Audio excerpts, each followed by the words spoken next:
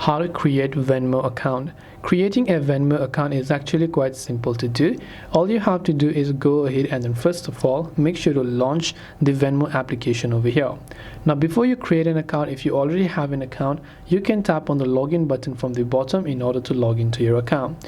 But if you want to create a new account, tap on the create account button.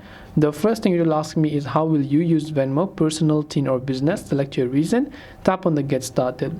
After that, the first thing you have to do is to simply make sure to basically enter your phone number here, and once you've entered your phone number, you can simply go ahead and then make sure to tap on the send code option.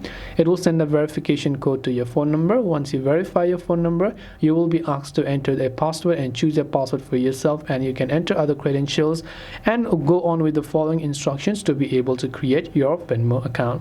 This way you will be able to create account on Venmo. I hope this video helped you. If you have any questions, feel free to leave them down below. Thank you for watching and see you soon in the next video.